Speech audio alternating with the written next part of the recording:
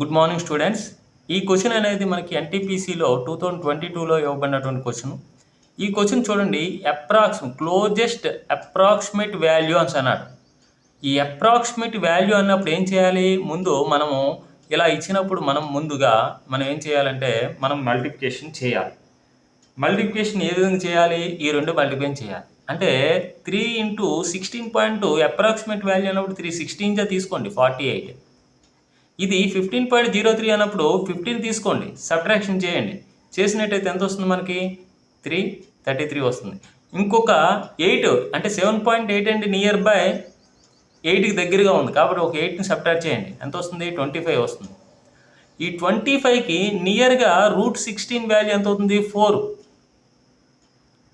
√16 value ఎంత? 4 అవుతుంది. కాబట్టి ఈ 4ని యాడ్ చేసేయండి. 4ని యాడ్ చేస్తే 29 వచ్చింది. అంటే నియరెస్ట్గా 29 ఆన్సర్ అవుతుంది అనమాట. అంటే √15 వాల్యూ ఫైండ్ అవుట్ చేయొచ్చు, కానీ నియర్గా అప్రాక్సిమేట్ అన్నాడు కాబట్టి √16 వాల్యూ మనకు ఆల్రెడీ తెలుసు 4 అనేసి. ఆ 4ని యాడ్ చేసేయండి. యాడ్ చేస్తే 29 వచ్చింది. అప్రాక్సిమేట్గా మనకి వాల్యూ అనేది 29 దగ్గరగా ఏది కూడా లేదు కదా. 47 కాదు, 61 కాదు, 121 కూడా కాదు. Option A is right answer.